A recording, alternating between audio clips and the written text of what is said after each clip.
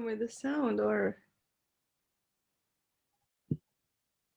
Okay, forget about that. Technical I difficulties. can describe what was happening in the video if it helps. It's So in okay. that video, Jake was talking about this amazing course that he was going to do. This was the first phase of the project, I think, when it was only a plan. But then it happened, and it was good to see Jamie as well. It was one of the this lockdown's most exciting experiences. Um, Jake, how was it for you to be the first time in a position when you had so much time to dedicate and to do something that you wanted to do for such a long time? Well, first of all, hi everybody, and I'm sorry that the introduction wasn't as smooth as it could be, but it's great to see you all here. Thanks for joining today.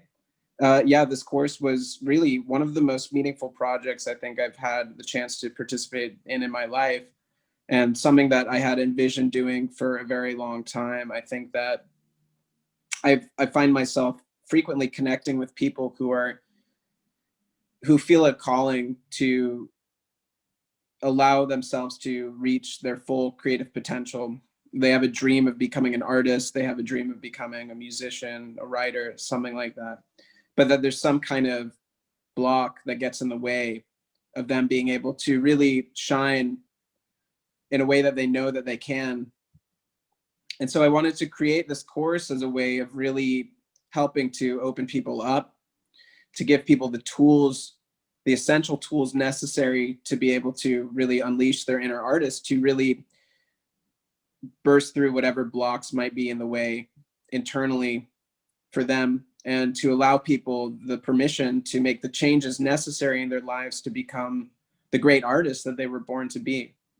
And it was profound. I think working with people was a very beautiful experience, the sense of connection with all of us being equals on this journey together, and really watching people blossom and seeing how people's lives changed through this communal experience that we generated together. And so, yeah, thanks so much for being a part of it, Dalia. It was awesome also to have you as a moderator for that course, and it was a really beautiful experience. Thank you. It was really, really amazing. Um, would you like to answer the questions that we have, or uh, should we just continue talking a bit about the course now? What do you think? Sure. Yeah. So many people submitted some really excellent questions. I'm really happy to dive into it and to answer. A lot of it was very thought-provoking material. And I thank all of you who did submit questions for your thoughtful questions that I'm looking forward to diving into. So, sure. Great. Let's start. So we have, I'm going to start with a strong one. Okay, Ready? sure. Let's Ready? go for it.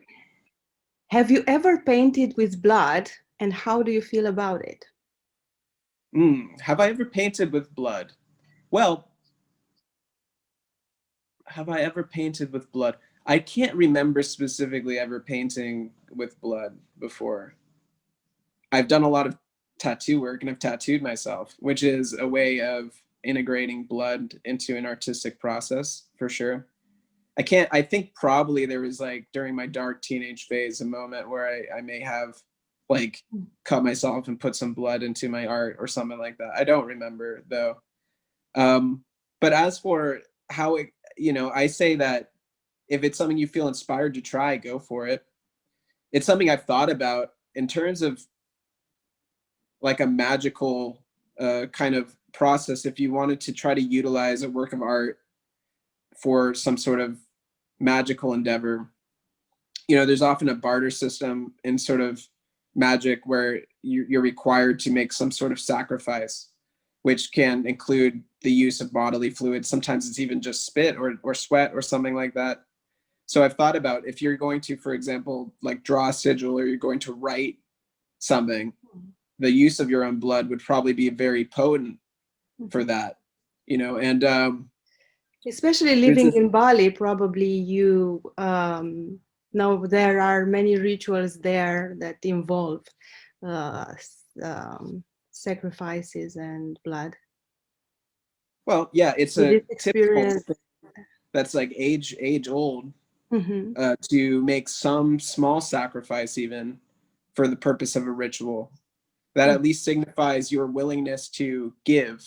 And it's even like, in Mexico, in ancient Mexican culture, they have this process where they pierce their skin with a cactus thorn, and they give their blood to the earth. And I think that they do this on their like birthdays or wedding days for some sort of ceremonial occasion.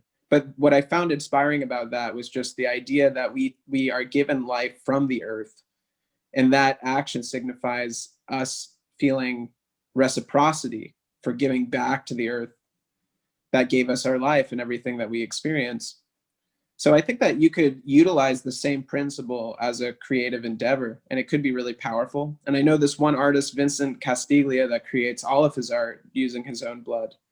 And it's, yeah, he would really be the person to ask this question to, because he's the most experienced in that. But his artworks are really amazing, and yeah, I think that he just gets, he doesn't cut himself. I believe that he uses like an IV or something to extract blood the same would you would if you were donating it, and then he keeps it in his refrigerator and he creates from that. But yeah, I'm all for it. Go for it. Why not? I imagine he must be an expert if this is what his daily work, probably. He is the Uh, expert. Yeah. yeah. But he wouldn't get this question for sure because everybody would know the answer. If this, Yeah. he will be asked if he ever uses something else, probably. Yeah, right. Do you ever use paint? Yeah, yeah, yeah. Did you ever try it maybe in childhood? He's, no, no, it was blood all the time. Yeah. Okay, another question, which is very interesting, is um, do you feel it is important to have a distinguishable style as an artist in your body of work, or do you believe you should just paint whatever you like and enjoy? I remember reading The Art Spirit by Robert Henry when I was in art school, and it's a very powerful book. Robert Henry was a 19th century teacher of the French art academies, or the American art academies that were in the French style. And he was an amazing artist, and he was revered as a teacher, beloved by many as an art professor. One of the things that he said in that book was, don't attempt to have a style because you can't help it. Basically, he said, just focus on making good artwork and your style will emerge as just an inevitable natural process that you can't force or try to fabricate.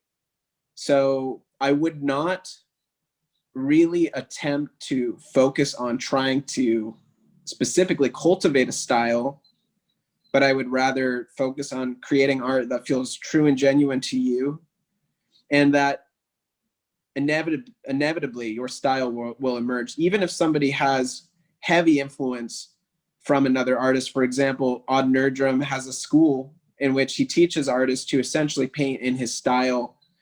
He has an ideal that is more in alignment with sort of the Renaissance or Baroque era ideas of art, which is that style is only come into is only become valued after modernism and postmodernism, and that for the most of art history, style wasn't of great importance, but rather it was more about the content of the work, right? And so his students, they all paint basically in his style, but yet the work that they create is all unique as well, because the experiences of each of those artists, and even simple things like the way that they use a brush, is all completely different. So there are subtle variations and unique distinguishing marks that you can recognize from these different students, even though they all paint basically in the same style. So that was a long-winded answer, but I would say really to just focus on creating the art that you feel called to create. don't worry so much about a style, and a style should emerge naturally if you're actively engaged in the process. Wow. Yeah, this is probably very helpful for many people who are just struggling to find a style and then to go to work. And it's very important to keep this in mind. Another question is, how did you find access to your depth in psychedelic art expression? And can you tell us something about the touch point of psychedelic and art from your experiences and your perspective? This is from Portugal. Cool. Um, hmm. It's Well, my initial formative psychedelic experiences were quite rich in content. I think that, you know, when I was it's been almost 10 years now of psychedelic exploration. Well, actually 10 years, yeah, of psychedelic exploration. Um, and my initial experiences in psychedelics were very powerful experiences that were very inspiring, very rich in content visually. And also my first explorations into working with psychedelics were as a creative process. You know, like the first time I ever took LSD, I did it by myself with a sketchbook in my hand. And that was my first LSD trip, was just drawing all night. And so for me, psychedelics and art have always been married together. I think even my initial inspiration to use psychedelics, although there were philosophical interests within that, came through the artists that I admired that were, you know, notedly psychedelic influenced artists like Alex Gray, like Android Jones, etc., who were very explicit about the use of psychedelics and how it inspired their work. And I was curious about that. You know, I think Android Jones once told me that psychedelics are like steroids for creativity, which is, it's a, yeah, I mean, there's some truth to that, but it's not 100% accurate either. I think that in regards to the depth in my work, I had at least 10 years of formal art training before I ever took psychedelics, and continued formal art training through my psychedelic exploration. So how it's did it really not help? as easy.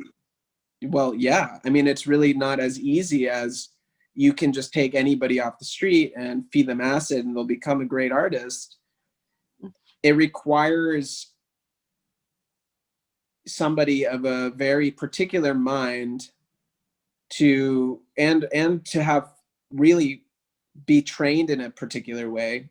You know, Android Jones also had formal art training. So did Amanda Sage. So did many other great psychedelic artists. They went through classical art training to develop the techniques Yeah. and the fluency within art technique that allowed them then, after having the experiences that they had on psychedelics, to be able to take that content and translate it into works of art. So I would Yes, say of that course, I understand that your formal training is very important, but what would you think would have been different if you have started also taking psychedelics when you started the formal training? Do you think that it's better that you were deprived, let's say, of this and when you started your journey into art? well, everything becomes more complicated when you're on psychedelics. So even speaking and walking and things like that, depending on what you take in the dose, can become, well, it can become perilous. You know what I mean? So I think with art is the same. I like to see similarities to drawing and painting and learning and mastering languages, because we all now are able to speak English fluently, but there was a time in which that was still a struggle, and it took a lot of time for us to get to the point to be able to speak English fluently. I With still art, struggle. okay, yes, yeah, for you maybe, but it's making art is like learning a language, you know, and I think that seeing in that way should also make the idea of learning art more accessible to people, because people, I think, like to think of it like it's only for a special type of person who has a special skill set. And I don't think that's true. You know, there are different levels of mastery even within language. And, but it's very similar to learning a new language.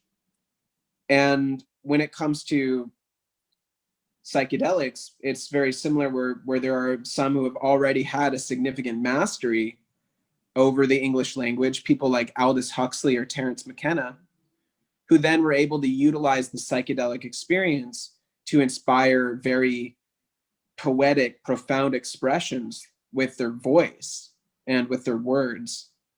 And it's the same thing with making art.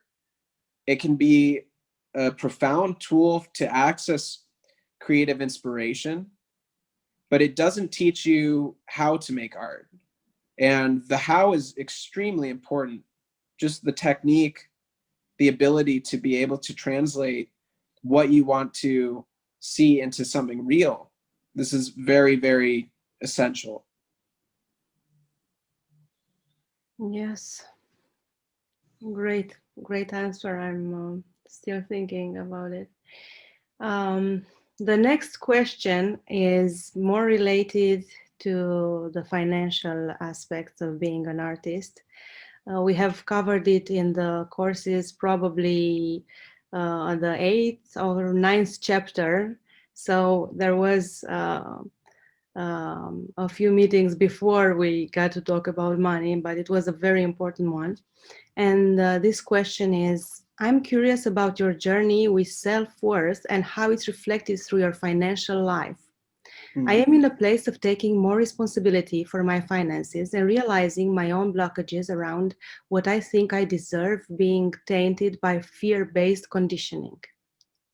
Hmm. Yeah, this is a huge topic and a big issue. We did cover this with Karen Chroma in the course. So one Yeah. of the weeks was specifically dedicated to working through blocks around money. For me, a big part of it was that when I became involved in spiritual communities, there is a rejection of a desire for material success and money. There is an idea that desiring money or desiring material things means that you're not a good spiritual practitioner, that you're not, that is profane or something like that. I think that when I got involved in spiritual community, that and spiritual culture, that idea infected me. So for a while, I really rejected the idea of a desire for money and material success, especially also because I came from a family and a culture that valued that pretty heavily. And I also was doing it, I think, in a way to reject sort of my family of origin or to try to create an identity for myself. It was part of my process of individuation. However, I also found it extremely stressful to not have money. I found it very stressful to, yeah, constantly be broke and to not be able to pay my rent or to be, for that to be a struggle. And I basically realized that the work that I feel is my purpose to do in the world, which includes creating great works of art, can only really be undertaken if I have already the foundation of material security. So I think that something that happens is that we like to think about a desire for money or material security being a selfish one, when in actuality, your ability to contribute grows exponentially when you have more material resources at your disposal. Even just having baseline financial needs like paying for your rent and your bills covered enables you to be able to focus and to put the necessary time into creative projects. And this is something I've experienced very significantly when I've been stressed about money, and when I haven't had money, it's really hard to focus on art in the way that it really deserves to be focused on. So if I'm in service to this higher thing, which is, you know, inspiration, and trying to create art that is in service to that. I can't do that if I'm broke, you know? So that was one of the things that really motivated me to try to shift that. And yeah, there's a lot of the self-worth stuff that can be challenging to overcome. Um, and it can be very challenging. I do, you know, I've done a lot of work with affirmations, especially before falling asleep and when first waking up. And I also do work in float tanks, which I feel like is a great way to be able to access your subconscious. So you could, for example, have an affirmation that's like, I'm deserving of wealth, or something like that, and just in a state in which you're more suggestible, like being highly relaxed in a float tank, or before you fall asleep, begin to recite that affirmation over and over in your head and to visualize it. You know, I mean, it's also one of those things where, like, I've been making money off my art since I was in high school. So I started making money off my art when I was 16, 17 years old. At first, small amounts, like $50 for a drawing or something like that. But I had a lot of experiences around successfully selling my art, successfully making money through my creative endeavors, that over time built more and more confidence around it. You know, and so I think that there's a process of taking baby steps into having experiences in which you begin to grow more and more confident because you have more and more success in that regard. And you know, I have friends who are remarkable artists that struggle with this as well. So it doesn't actually have to do with how talented one is, you know. Would you say there are up and downs for in your situation and generally for your friends, or is it just Yeah, the first years you have to struggle, and then when once you have gained the confidence and the knowledge, then you can be sure that you can still make money of you just from your art? I think it's both. Like, I've worked for a long time, very in a very dedicated way to build a life which enables me to have consistent income from my artwork. You know, I decided early on that I don't want to make art money any other way, that I want to make all my money through art. You know, but that was just a decision that I made. It's not necessarily the right one. There are ups and downs. I mean, part of the process of being an artist is that you don't have a secure income stream. You have to you have to rely on your creativity constantly, and constantly be adapting and implementing new creative ideas to make money and to have income. So it's just one of those things that comes with the territory of being an artist, and you have to be comfortable with that.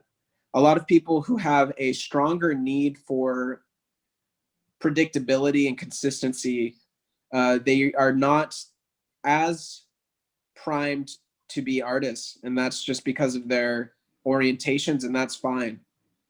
You know, but for me, I decided early on that there's no other way I want to make a living, that I'm here, this is my life, I'm here to be an artist. And so I've pursued that full-heartedly, without even really considering the option for other means of making income. Would you say that this means sacrificing other things? I mean, for people who do this for many years and then they want to have a family, do you think they can still have this stability, or it would be just being an artist means that you have to sacrifice for your art? And It's that both. I think that especially initially, sacrifice is necessary.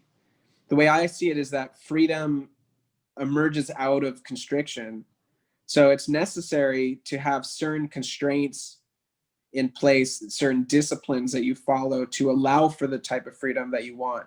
But cultivating that discipline and knowing where your restrictions are is very important, because also to be an artist, you're required to be your own boss, essentially.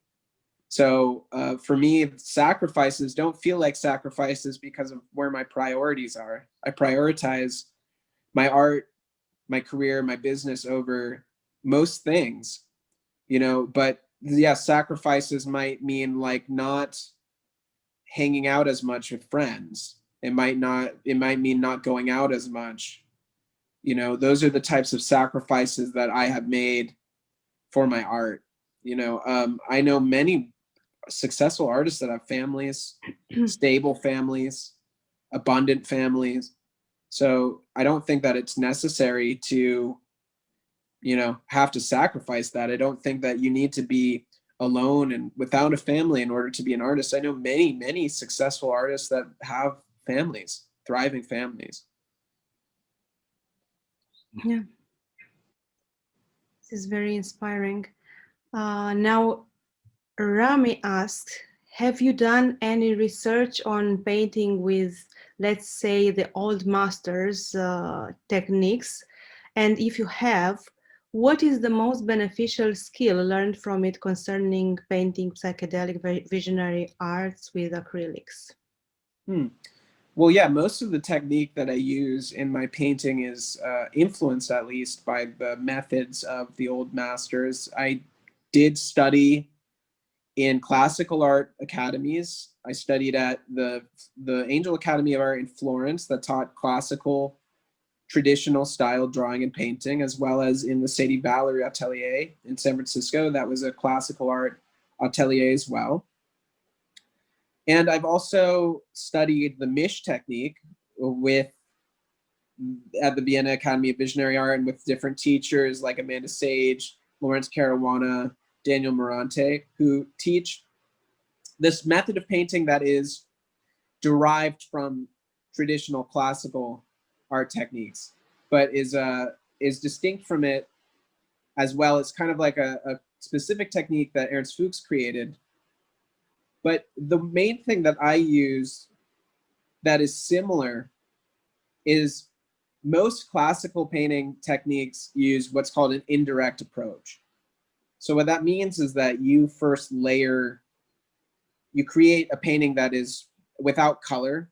So you create the same painting that you want to see, but it's either in just different shades of gray, or it's using red and white, or it's using brown and white. And it's a monochromatic value, like basically a drawing in paint of the painting. And then I use glazing, which is layering with transparent colors on top of that initial underpainting as a way of building up the color and form. And this is the way that people have been painting since the Renaissance. You know, this was like the earliest painting methods for oil painting. This is how it was done classically. Many, many layers, a lot of different glazing, things like that. So I kind of use that a bit with my acrylic painting approach. I just prefer to use acrylics because it's faster, because it you know, it dries more quickly, because I can also basically get the same quality and the same effects out of it. You know, using certain mediums and things like that, I feel like it mimics oil paint pretty closely. And, you know, to the extent that a lot of people who, unless they have a very educated eye, wouldn't necessarily be able to tell the difference so much. Mm-hmm. Yeah, I think they wouldn't. Were you always a naturally good artist, or did it take many years of practice? And also, can you show us one of your very early works? Hmm. I don't really have access to early works that I could show you here, but I think there's some I've posted on Instagram over time. Was I always a naturally good artist? I always had a natural inclination towards art. There's no question about that. You know, I would be lying if I said that I didn't at least have a natural proclivity for it in some way. I've always been, I've always enjoyed it, and it's always felt natural for me, you know. But when I look at my early work, yeah, no, they're not they're not exceptional works of art at all. Like they're not, you see sometimes like drawings that Dürer made when he was 13, and they're these mind-blowing masterpieces, or early Leonardo da Vinci drawings when he was a kid, and they're masterpieces. So that wasn't me. I wasn't a child prodigy or anything. I just really loved it, and just kept doing it. So if you looked at my early work, you would be surprised in some cases by how bad it is. And I think that this is just part of the natural process that every artist goes through. You have to start from somewhere. There are prodigies throughout history. I'm, not to cover that up, but I wasn't one of them. And for me, it was a long process of growth, experimentation, failure, and learning to get to a point where I've developed art that is still not necessarily of the highest quality that I could ever dream of, but is at least of a quality that I appreciate and feel confident about. Did you ever have a moment as a child painting something or just drawing and being like, wow, that's what I want to do? Or when was it the first time that you realized that? I just always loved it, and I had many of those types of experiences. I think that for me, it was like magic to be able to create something out of your mind, and that wasn't there a second ago, and now it is. And I know that the struggle to find purpose with one's life is an epidemic, especially in my generation of younger people, millennials, etc.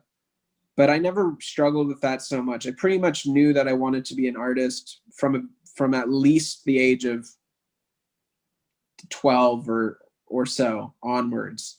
And it wasn't like there was a particular pivotal experience. There were particular pivotal experiences over the course of my life that affirmed that decision.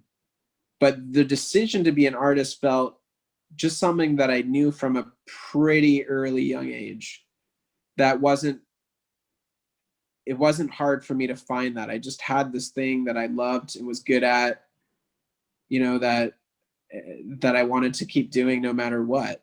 And I feel very grateful for that. I feel very blessed to have that, because I know that that's something that a lot of people struggle to find. Definitely.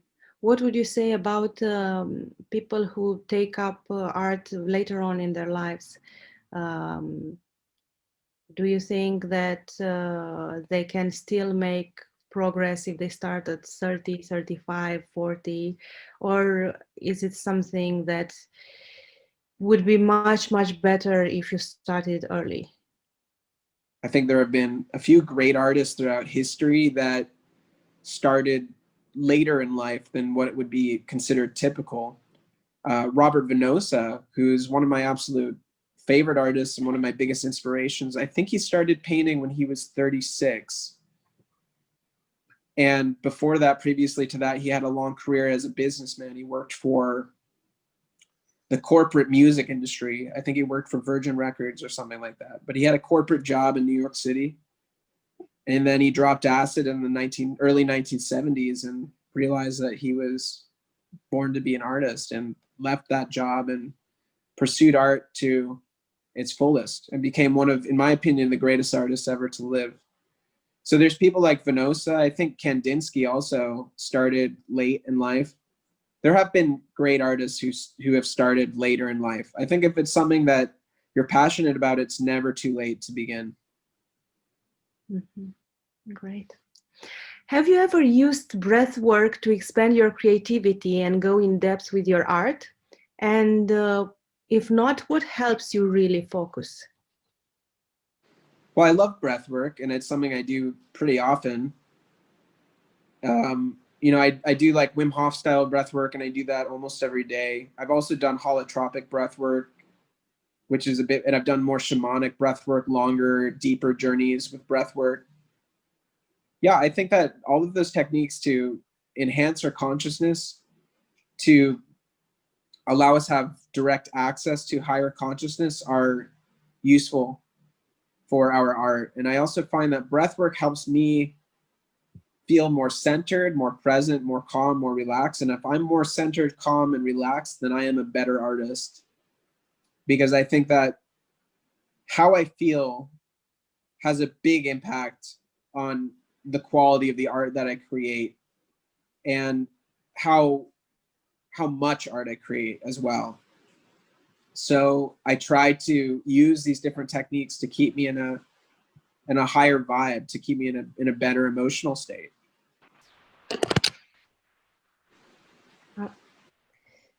Somebody new joined. I'm just going to mute.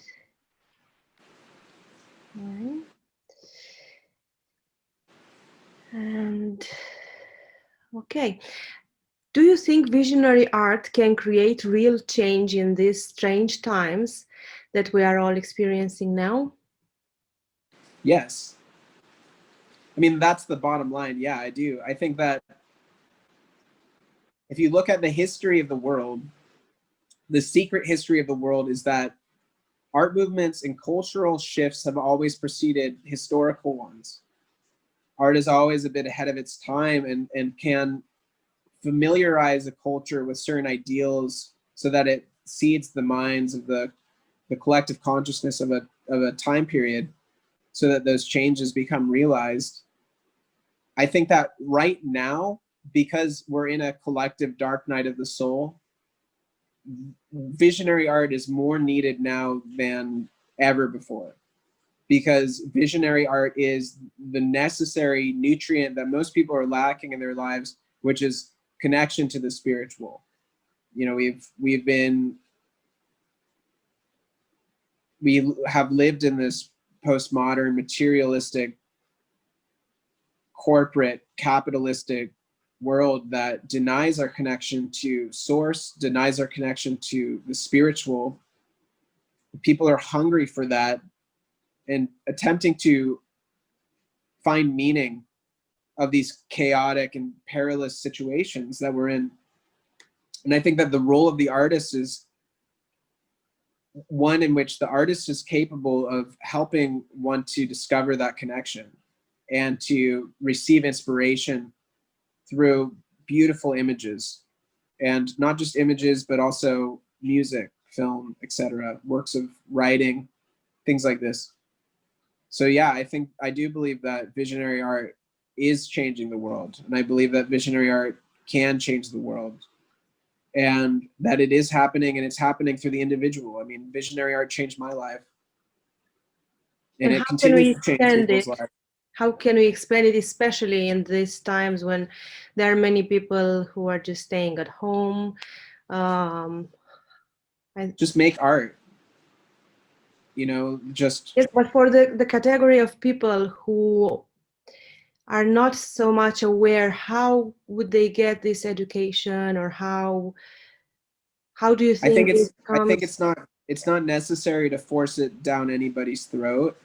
I think that those that will come to visionary art, they will find it, you know, and there's a lot of big portals into that, and people find their way into it through a lot of different ways, you know, but it's really not like, I mean, there's been a lot of violence at the hands of various cultural and religious movements that attempted to convert people, you know, and I'm not in the business of converting people. I'm in the business of making art and helping to inspire other people to make art as well. So I really think that that's it. Just keep making great art, keep sharing it with the world, make beautiful things. You know, beauty is enduring. You know, there's a reason why when you look at our museums, the objects that we find the most valuable throughout human history are works of art. They are priceless. And utilitarian objects we don't look at that way, even though it's kind of what our culture seems to value. Our culture as a whole, as making an extended overview of our culture throughout history, values works of art and beauty over anything else.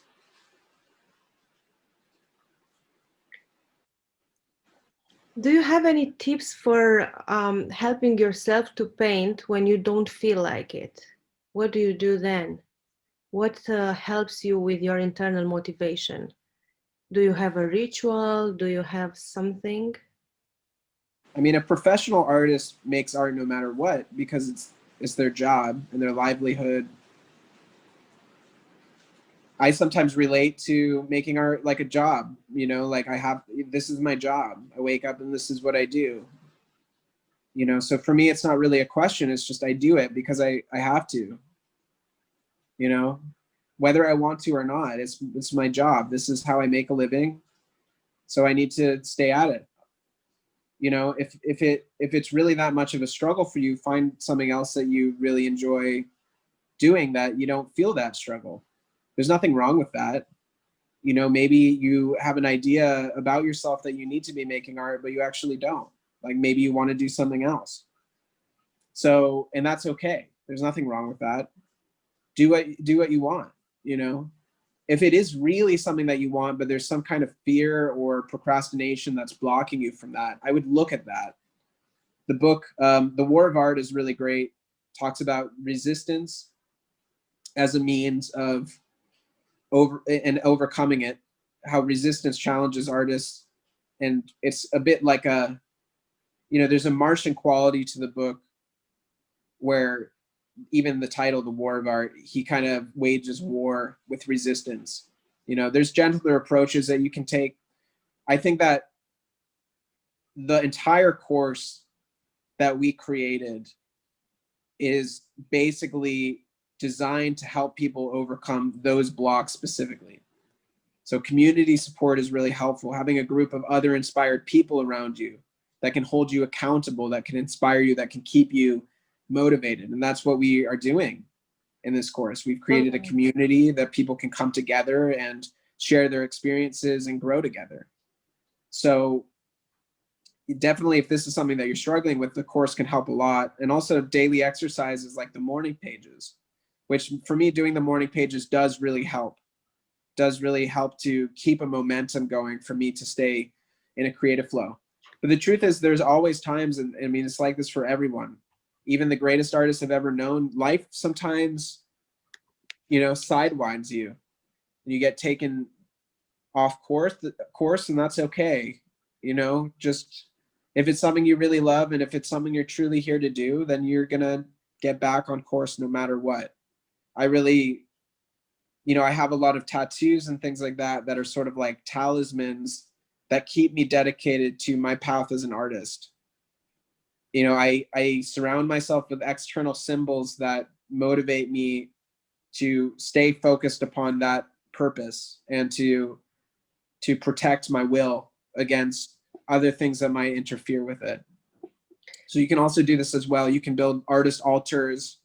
You can read inspired poetry to yourself that gets you into a creative space. Listen to music that you really love, whatever gets you pumped up and going.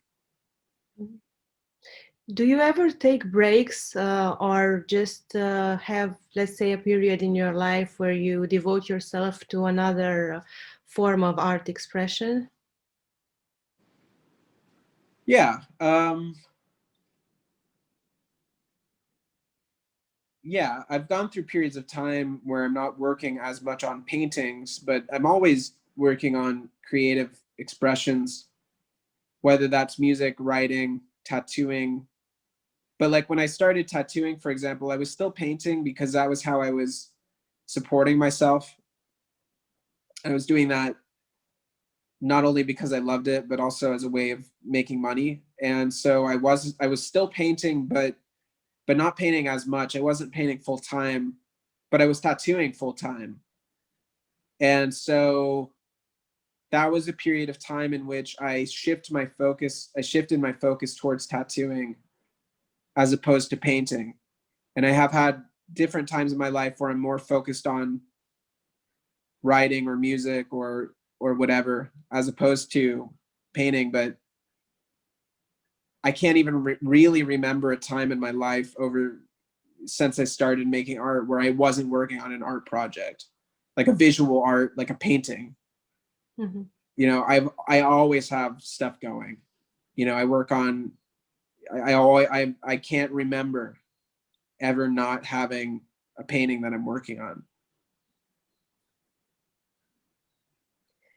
Um, Do you use any mindfulness techniques to aid your creative process?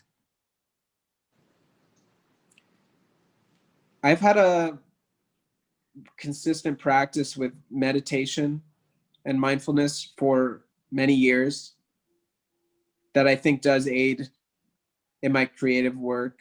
Like I said about breath work, it's more about me feeling centered, clear, and present.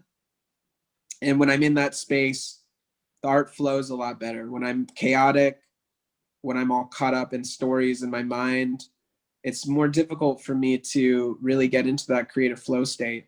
So meditation, simple meditation, Vipassana style, mindfulness based meditation practice just helps me get into an ideal state of mind that enables me to be creative.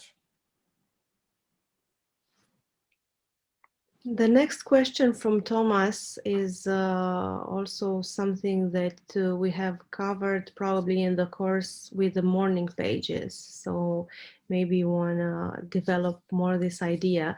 It says, how do you stop the critical voice that tells you your work isn't sellable?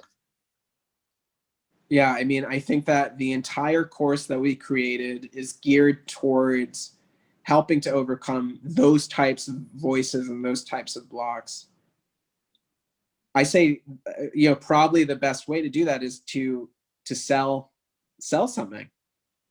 Like, go for it. Most people don't even try because of those beliefs. But if you get over the block, if you use courage or willpower to overcome your fears and to actually do it, you'll probably be pleasantly surprised, and then you'll have the excitement of selling a work of art. Now, I can't see your artwork. There are different levels as well. And not to discourage you, but it's possible that you're in a more of an apprenticeship phase where you're still learning how to make art. And it's possible that your art is not quite ready for the marketplace yet. And that's okay too. That's a necessary process that everybody goes through. I started selling my art when I was in high school, when I was around 16, 17 years old. And it started out with selling like little drawings for $40, $50 on eBay. And then I would take $50 art commissions and do like band t-shirts and stuff, $30 for like a friend in school, stuff like that. So like you can start small, like don't necessarily expect, and it happens, but don't necessarily expect that right off the bat you're going to sell your art for $10,000. Like there's a process that takes a lot of time for your art to accrue value, which is largely determined by forces outside of us as well. It's determined by the marketplace. So that's another aspect of it. Mhm. But would you advise people to start selling as soon as possible, as soon as they make something, or to wait a bit and to get their techniques better before they start selling? I think it's dangerous to wait until your technique gets better, because you could have the frame of mind in which you never see your art as good enough and then you never sell it. I'm telling you, like I have friends who are genius artists that don't sell their art, don't show their art. From And this, in their mind, they don't believe that they're good enough to do it, even though their art is incredible, like amazing masterpieces of art. So that's dangerous. I would say go for it, because you build confidence incrementally.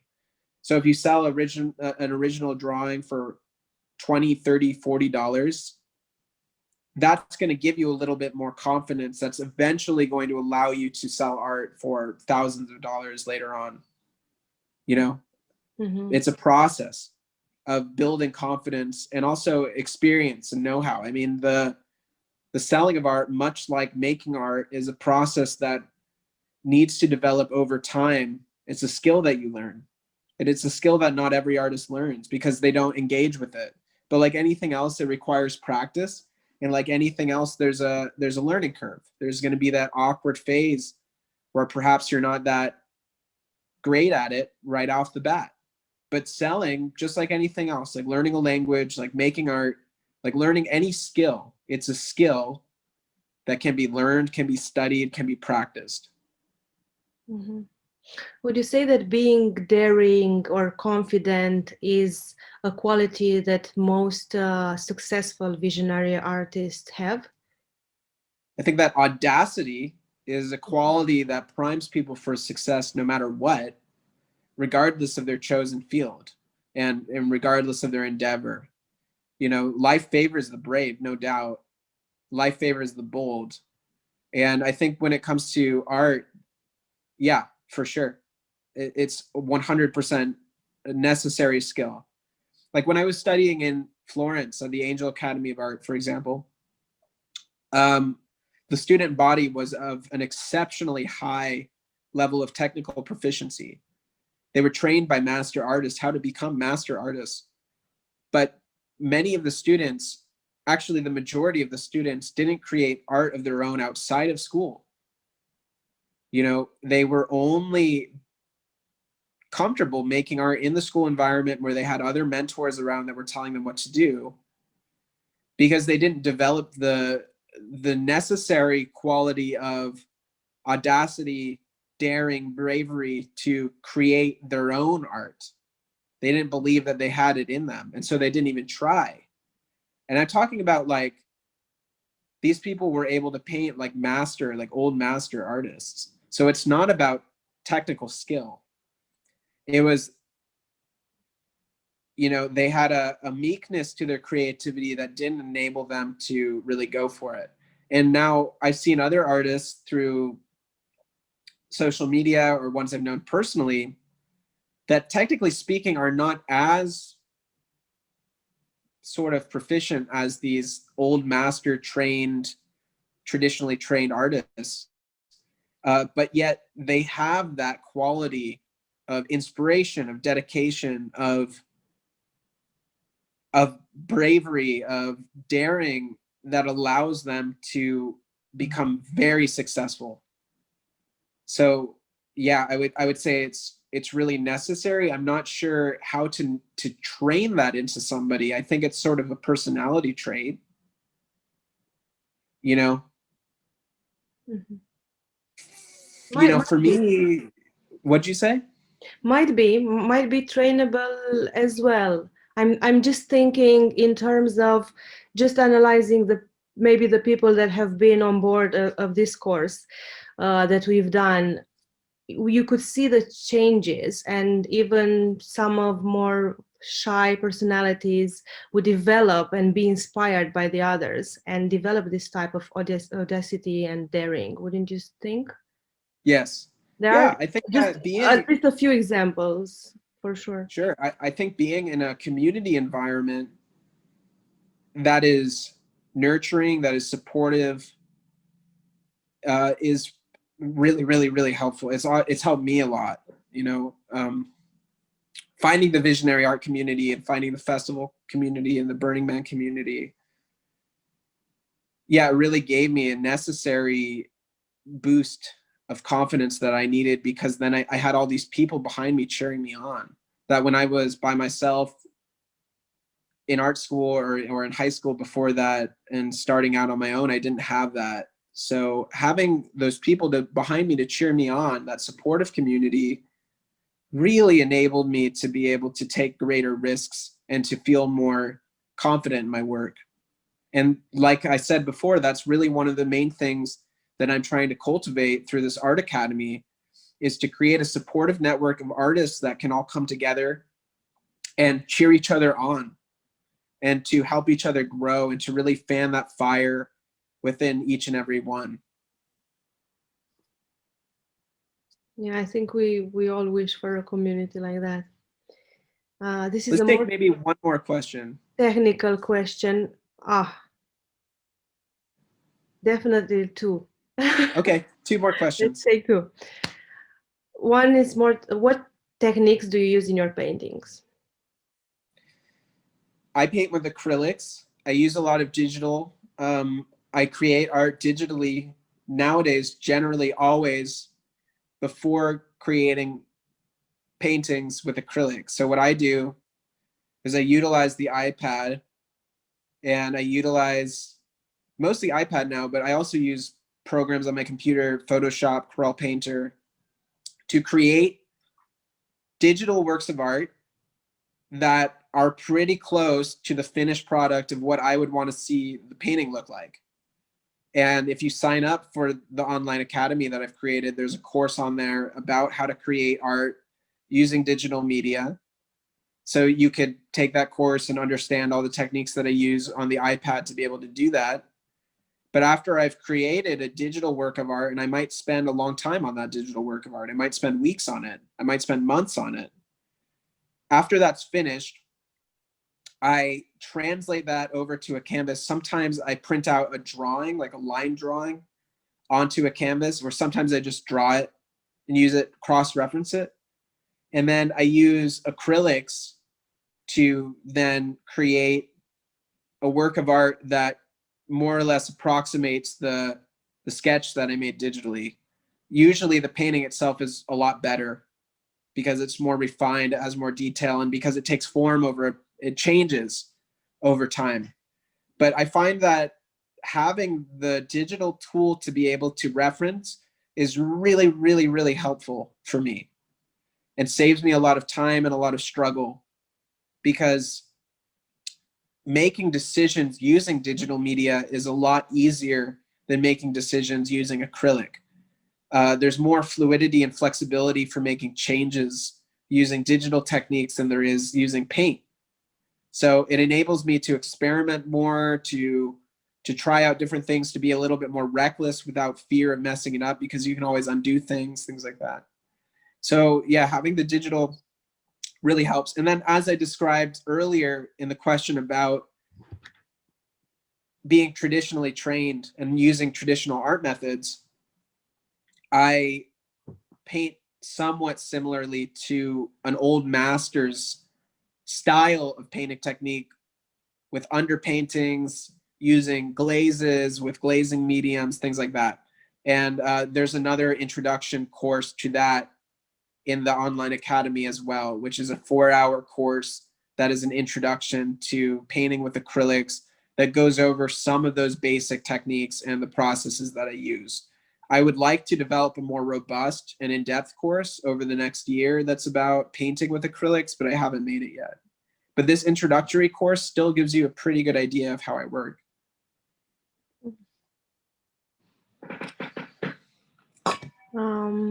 And the last question is, what inspires you to create?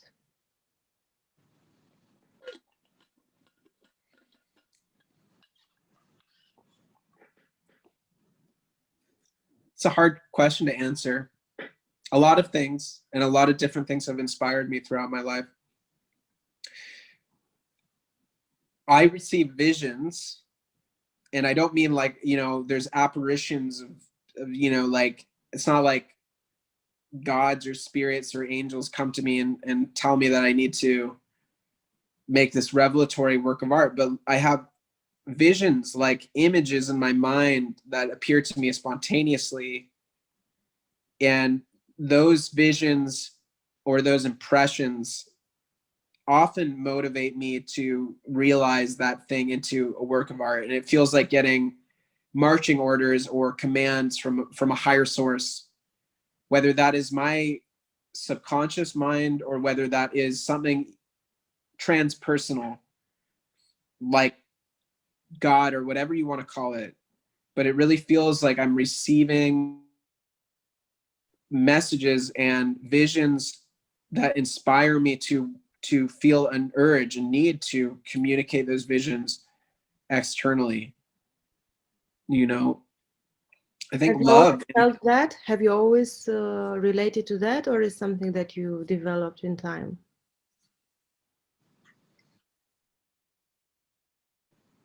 I think that when I first started making art, it was more because I enjoyed the experience of just making art, and I wasn't really as concerned with the content of what I was creating. I just liked drawing, so that type of experience, it didn't really happen at that point. That's something that has occurred more and more over time, the more experienced I get, and also the more I've entertained forays into the mystical and the occult and the psychedelic realms. The more I've explored my own consciousness, the more that these types of experiences seem to happen. And there's also ways that you can specifically will that into being, either through the use of psychedelics with that as your intention, or through certain rituals, magic rituals, things like that, certain practices like lucid dreaming, astral travel, visualizations, meditations, that you can access that. And I have also a course on the Academy that is for that too, which is a course that I initially taught for the Vienna Academy of Visionary Art, which is called Allowing Your Inner Visionary to Shine. And it's a short course, but it is a guided meditation and visualization to help you access visions. So I use these techniques, but what inspires me, I mean, it's like love, really, ultimately. I think that a lot of my initial formative experiences with making art, it was always about human connection.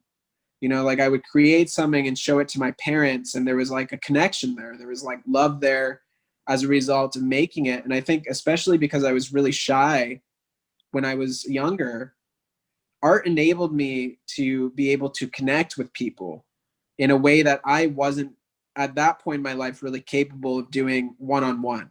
You know, and I'm still pretty introverted, so it still is like that. I feel like I'm able to really put out my inner world and my soul and my heart into a work of art that I'm sharing with the world. That's a very intimate way of being seen. You know, it's a lot more intimate than like just having a casual conversation or like sharing a selfie. It's me excavating and showing people what my soul looks like. So I think this desire for connection and this desire for love and communion has always motivated me in making art. And I think it's what motivates a lot of artists, actually. So would you say that the need of being accepted can be also part of it? Um, and does it come to many artists from not having this enough in their communities or families, or just because it's like a surplus of? Sure. Yeah. I mean, yes, it can. You know, I wouldn't say though necessarily that the motivation I'm talking about is about being accepted, but more about having connection, because um, it's not like I put people on a higher level than myself. And it's not like, oh, I hope they who are at a higher level accept me. It's more about just the experience of connection that is fundamentally a fundamental human desire, you know, and it's a form of generosity as well. And to create something that is in service of people, and people are positively affected by it, that's a powerful experience. You know, to create something that people are moved by, to create something that people say has a positive impact in their lives, like I'm addicted to that experience, you know. Especially And now, I think there's yeah, a huge need for this. yeah, so I believe like art is a service. It's a service. You're in service to something higher than yourself, and you are in service to a community, you know, by creating works of art that can just add a little bit of light into people's otherwise challenging lives. You know, it's hard to exist, it's hard to be a human. Art is one of those things that is like the answer to life, you know, is one of those things that can bring people joy and inspire people and bring people beauty. And so that's why I feel inspired to pursue that path. You know, it's the way that I've found that I'm able to contribute and add value to other people's lives. What gives you, well, we are done with the questions, but just what gives you the most satisfaction when after you see the evolution of somebody that you have worked with previously, either in a class or in one-on-one, or what is that thing that actually, is it like improving the technique or becoming more daring, or is it something specific that you are looking at? It's just giving people permission to be more of themselves, and helping people to, yeah, be the person that they really want to be. I've felt very empowered by communities and mentors that I've had throughout my life, teachers that I've had throughout my life, who have inspired me, who have given me enthusiasm, motivation, and given me the belief in myself that I can do this thing, that has given me a larger sense of personal power and a larger sense of, agency, to believe in my own magic, etc., in being an artist. And having had those experiences, I want to impart that to others. I'm at a position now where I'm a bit more experienced as an artist. And so it's sort of my responsibility then to pass that torch on. We've stolen fire from the gods, and now it's our opportunity to pass that on, to keep that, to tend that flame. Because art is there's a lineage that stretches back from the earliest artists, and it's always been that way. It's a passed down from master to student.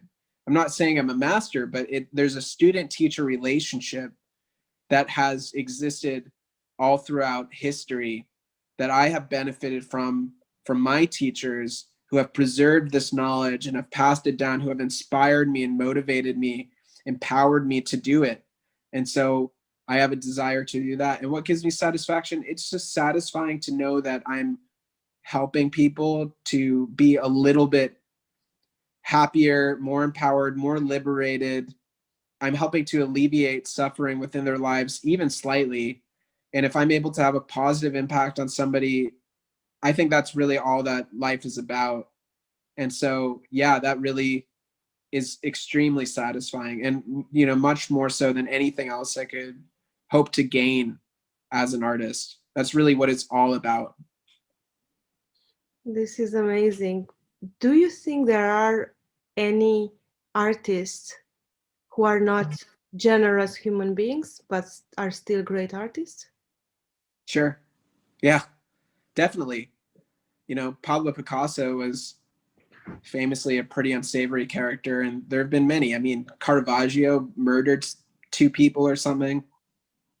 Sure. Yeah. I mean, artists are not always that socialized, or not always that pleasant to be around. And for me personally, I decided a long time ago that I wasn't going to discount the work of somebody given who they were as a person.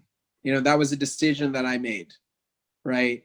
So, like, there are people that I admire that were not really very great people, at least by my ethical standards and my barometers of morality, but they were still great artists, and I love their art. And so, yeah, like, good on them. They found their way. Who would they be without the art? If they weren't great artists and they were just assholes, you know, the world would be a much darker place for it. So they may have been assholes, but at least they were great artists.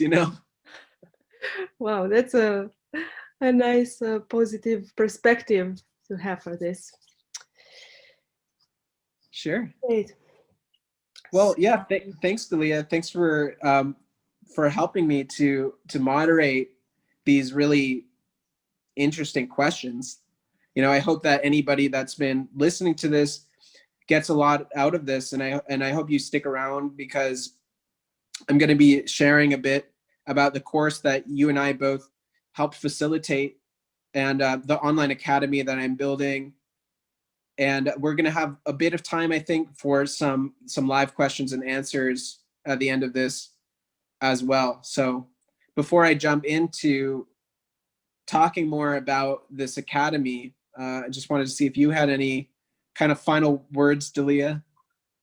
Um, I all I can think of now is my experience, and I am happy to see also that some people from the class have joined, because we build a sort of tribe, and it's been such a I don't know if to say life-changing experience, but definitely we found great support in each other, and I think we've learned so much from you and from all the other people who came and talked, and also from one another.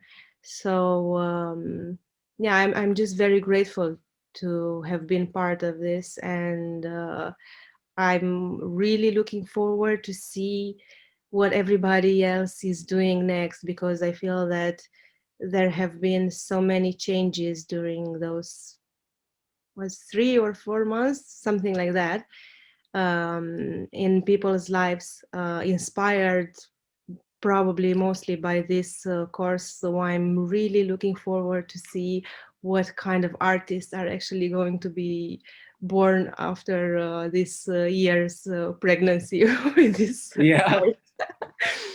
Yeah. Yeah, we're planting seeds, and we're gestating these seeds of little baby artists who are growing into big, tall, beautiful artist trees. And yeah, it's been a really awesome experience, not only to see the transformation during the course of the students that participated, but also all of the growth that occurred afterwards.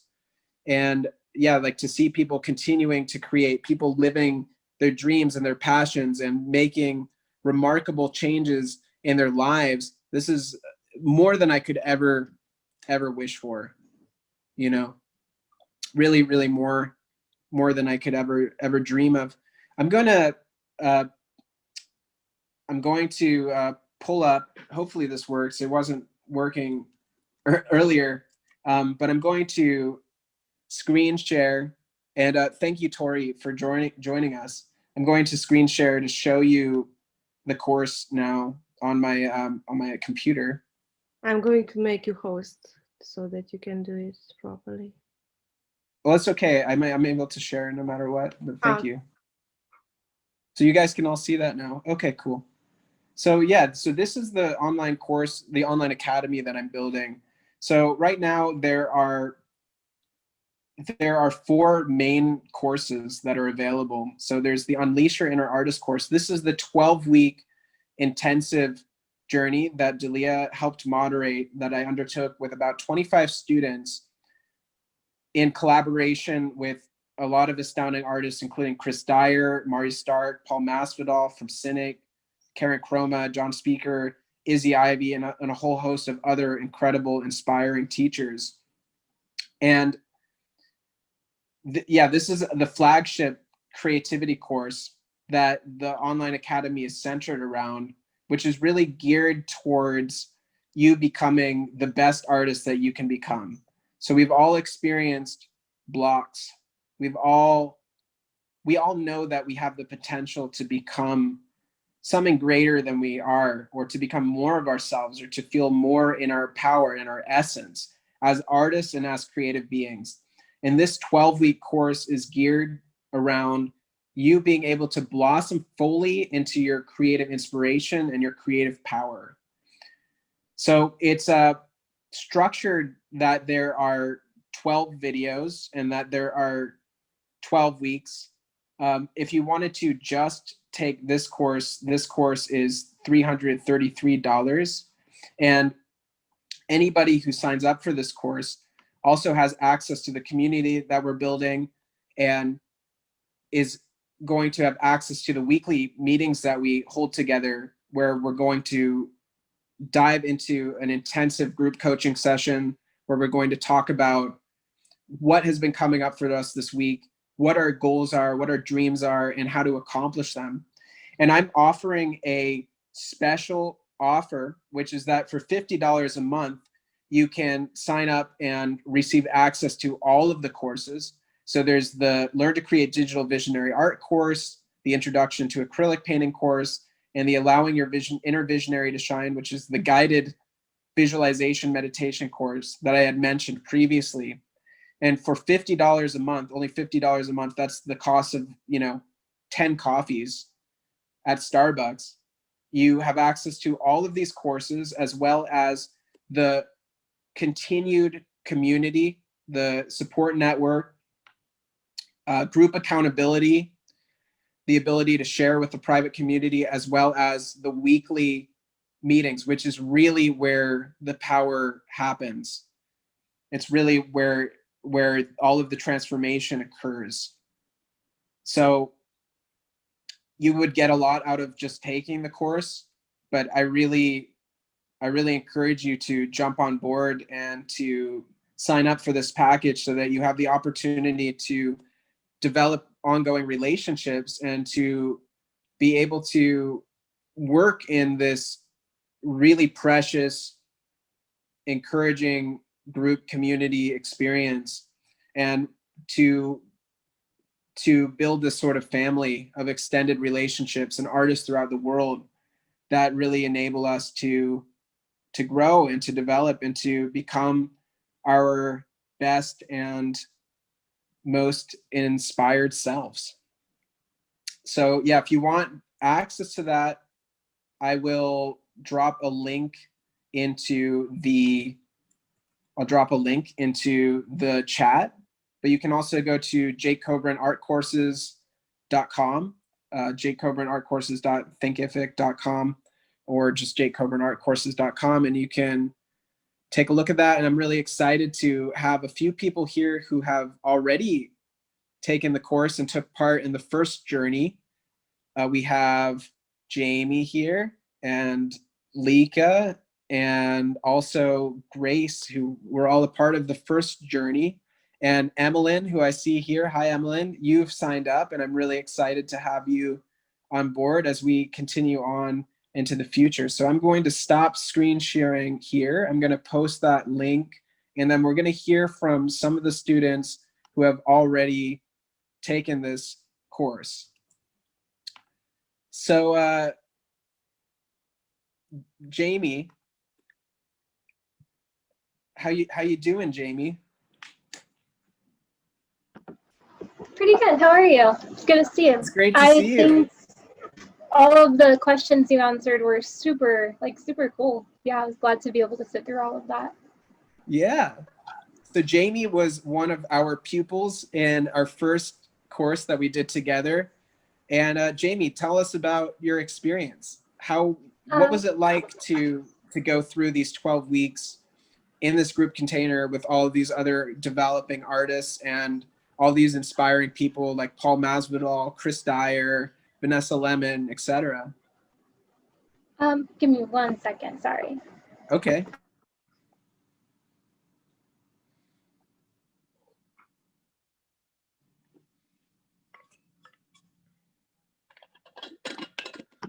Sorry, I was trying to kick my boyfriend out of the room. Yeah, he shouldn't know how it was. No, honestly, I think the class was really great. I think that when you were talking earlier about audacity and people not always having like the technical skill to do something, I feel like that really touched with me a lot because I tend to be more on the introverted, more on the shy side. And I entered the class not really knowing like what kind of art form I hold. I've always enjoyed art and I appreciate it and I love it, but I don't paint, I don't draw. So it was really cool to approach the class in that way and just being open-minded and kind of finding that path to discovery of like what kind of art do I even like, or what kind of art, I don't know. It was just a full like exploration itself. Give me 1 second.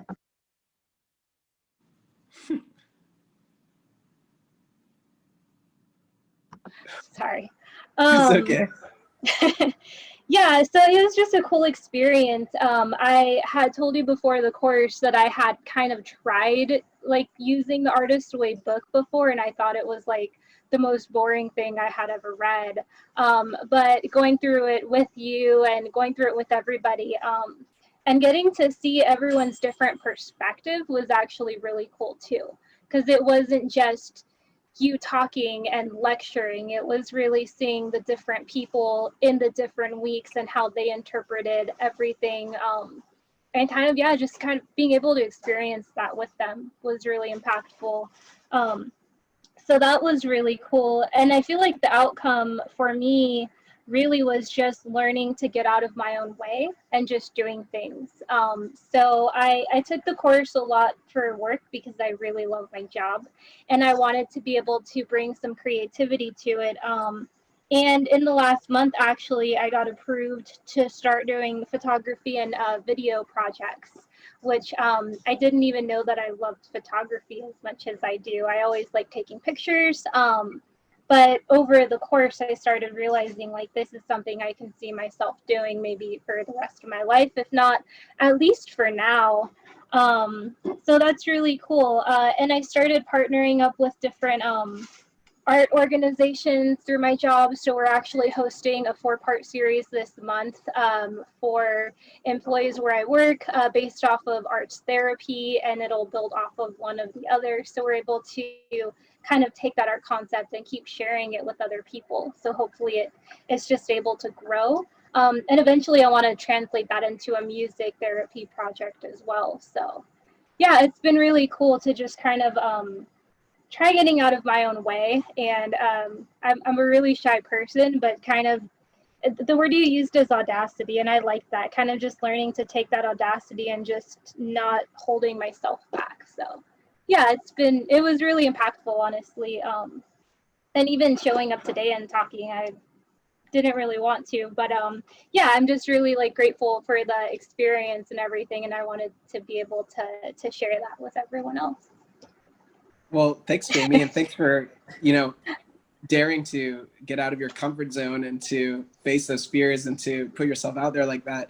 And yeah, it was amazing to watch your transformation, your progress, and yeah, so inspired by the photography that you've been creating lately as a result of everything that you developed in that 12-week, the crucible of those 12 weeks to turn you into the artist that you knew always was inside of you, but you didn't have the chance to discover until you took part in that journey. So yeah, thanks so much for sharing, and glad you came on here today, even though it was out of your comfort zone. And yeah, excited to see more of your development and to keep working with you into the future.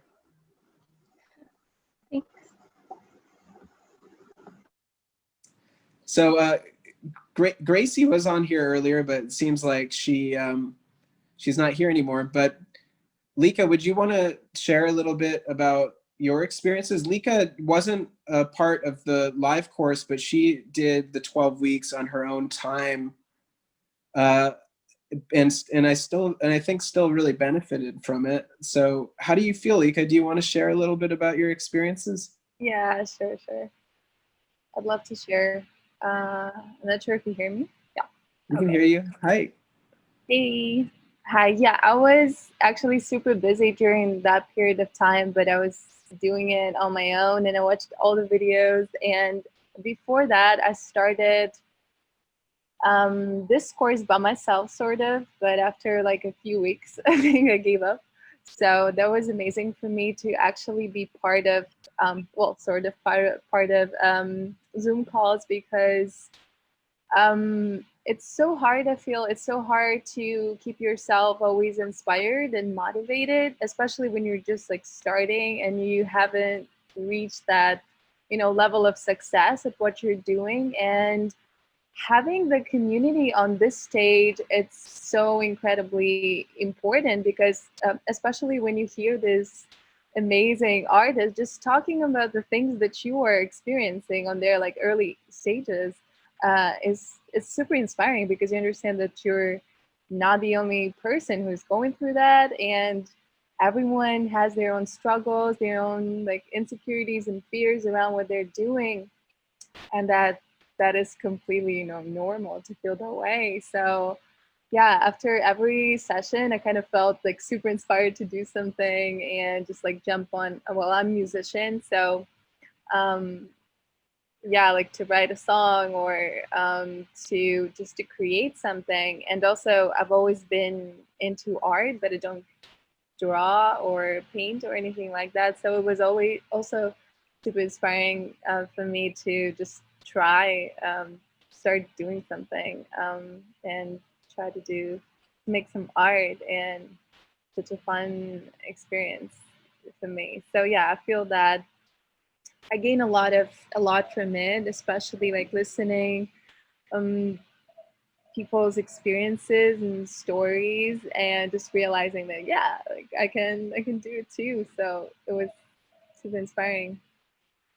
Um, so yeah, I think having the community and be able to just like feel safe and to share what you're going through, to be supported, to be yeah in a safe like container to do that. It's something that will help yeah anyone to grow what they're doing. And so yeah, thank you for that. That was amazing. Yeah, thanks so much for sharing. Yeah, definitely. It's been cool to be with you during this time and to see your transformation and watch you blossom more into your creativity, and for that the course to have an impact on you. And yeah, I agree. I think that like probably one of the most valuable parts of it is that when you come together as a community, you can really see that everybody is more or less struggling with the same things. So, and it's not like, oh, you know, I have this problem. It's like, no, this is what it is. These are the things that everybody deals with. And as well as having this amazing faculty of these world renowned artists who are teaching and talking about their experiences, then you can also see that it's not just you, but even these great artists struggle with these things, even now, like many, many years into their careers. So yeah, it really, it helps to get rid of any of that idea of superiority. And I also would come out of every single week, even though I was the one teaching, feeling totally inspired and just like pumped up. And it was really valuable because I also undertook all of the work with the students while I was doing it, and I'll do it again as well as we begin in this next phase, launching now here in a couple weeks. So for me too, it was really, really impactful. I still do the morning pages exercises every single day. I still reflect on the journal entries that I did, the exercises, and it gave me a good set of tools to be able to burst through any kind of blocks that I might encounter in my creative work. Something also that I really enjoyed and I try to keep doing is the artist dates. The idea that we need to fill our cup in order to be able to be inspired and to be able to put out and to generate. And yeah, that was big for me, just to give myself permission to take time off of what seems like productive work and to just do things that inspire me and that I enjoy and that are nurturing for me and kind of like my inner child. Because in the Unleash Your Inner Artist course, which is loosely based off of The Artist's Way by Julia Cameron, it's really inner child work that we're all doing. And that's the source of our creativity. And so we're working on healing not only creative blocks, but also our inner child wounds and how to overcome those so that we can not be only a more creative person, but a more integrated person as well. It's pretty deep psychological work that we're doing in this course. And I think that anybody that is struggling to perhaps find their purpose or doesn't quite know what steps to take next, even if you don't feel like you're an artist necessarily, I still think that this course is very valuable to become more deeply acquainted with your truth and your essence, and to be able to honor that and to then realize that externally throughout your life. So yeah, thanks again for sharing, Lika. Delia, are you still there? I'm still here. I'm still here. Yes.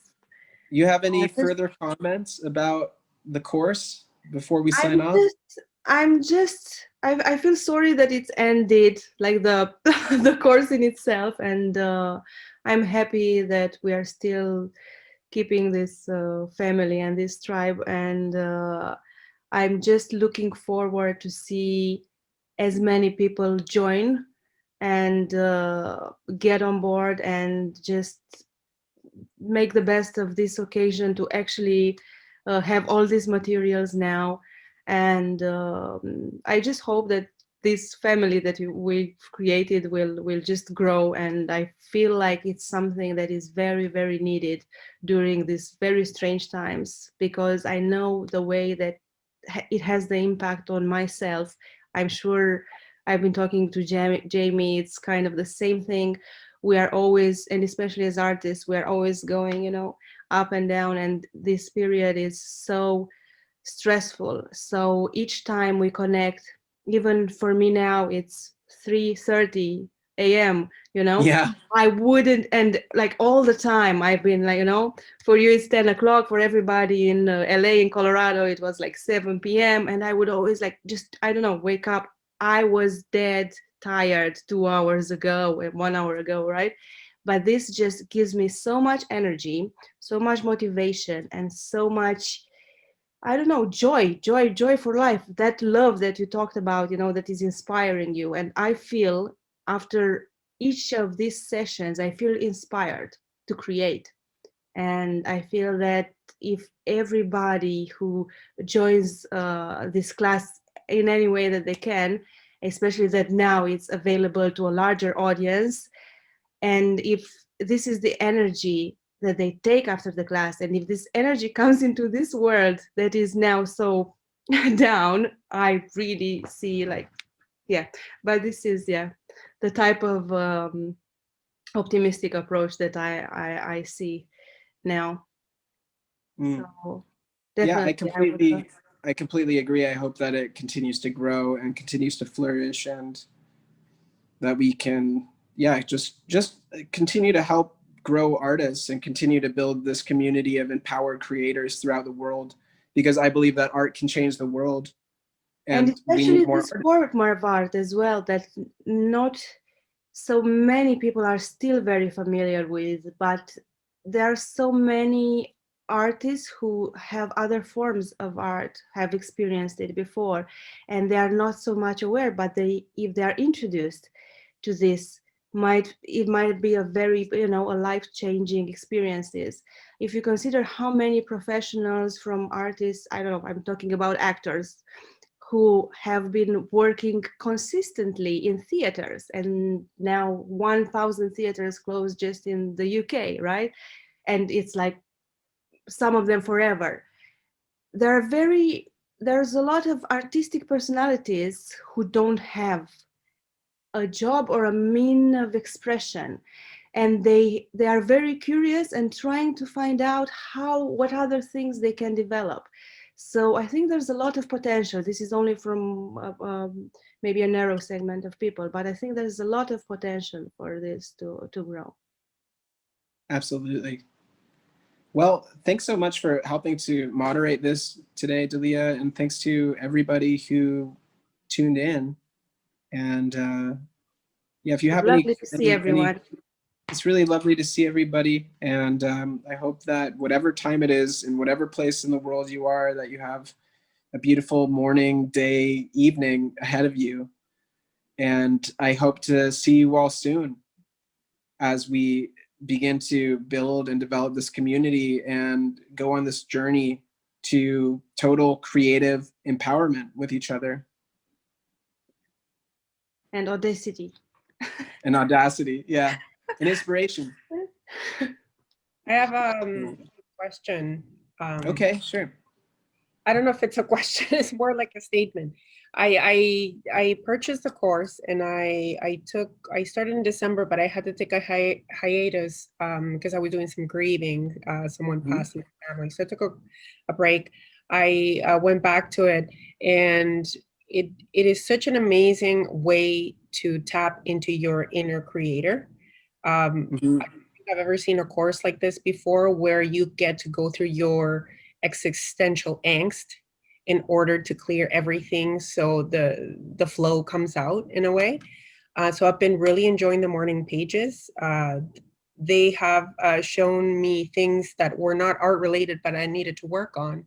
In just the process of blabbing, trying to find something to write, I realized at the end of it, it's like, oh shit, I need to work on that. You know what I mean? So it's like, it's absolutely amazing. And I guess part of my question is, for somebody like me, for example, I'm in my early 40s, single mother with kids, who has a full-time job, but who's extremely passionate about art and learning more.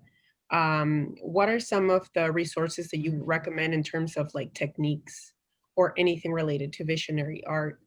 Because sometimes I look at visionary art paintings and I'm like, how in the world do they do that?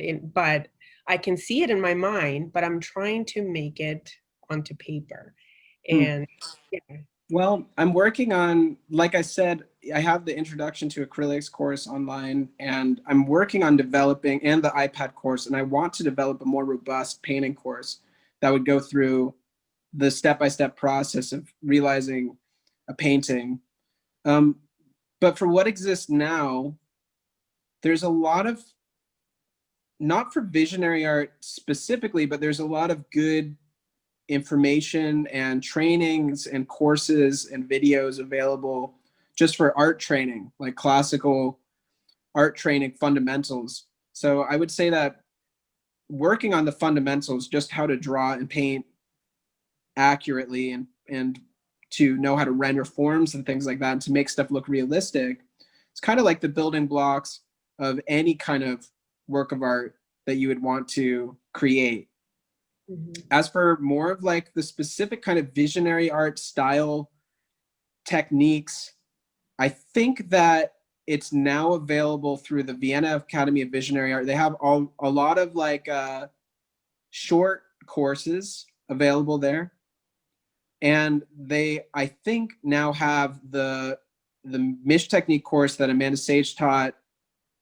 That's like a 3-week course. I think that's also available. And if it's not, she's likely going to do it again. You know, in the future, I'd like to also do something similar where I want to create this pre-recorded course that's for painting, but I'd also like to take a group of artists, you know, and develop with them as a group a painting process, and do that online. And I also do one-on-one sessions. So if you wanted to dive more deeply into focusing on your art techniques and what tools you need to develop and what you need to learn in order to grow, that's really specified to your particular vision and the kind of art style that you're trying to cultivate, I also do guide people through that sort of thing. And when we begin doing the weekly sessions, that's the kind of stuff that's also open to be spoken about and to be shared with different members of the community and myself. Mhm. That's awesome. So you're gonna have, like, I guess you're working on whenever that's coming out. And I know I just purchased the online course, not the 50 per month. But yeah, and it'd be amazing to have that community, and connect with Yeah, that. Yeah, you totally have access to that as well, for sure. awesome. I think what you're providing is, I have mentors that I've kind of stuck to in the process of my life, which has been a tornado. Mm. But now, it's I'm starting to find that connection to the flow of the creative part of me. And I don't want to do anything, like I wake up and I think about art, I go to sleep and I think about art. This is where I'm at, and every little bits of information that you've provided, as well as other artists that I've seen on Instagram, is just absolutely amazing, and it's just helping us people, especially through these times that we're going through globally. What's happening? This is just like that thing that you can hang on to with such certainty when you feel it inside you, right? So it's just awesome. Yeah. Mm. Yeah, well, glad you're a part of it, and I'm glad it's helping you. And let's keep doing it, and like let's grow this thing so it can help more people. Hmm. So, you know, we're all doing our part. Let's just keep making art and being inspired and sharing with the world and sharing our experiences, and let's see what happens. Hmm. Absolutely. Cool. All right, guys. Well, thank you to everybody who has tuned in, and thanks to Dalia, thanks to Lika, and to Jamie, who's already stepped off, for sharing about your experiences. And I look forward to seeing you all soon. Much love. Much Bye. love. Thank you, Jake. Thank you, everyone. Yeah, thanks everyone. Bye-bye. Bye bye.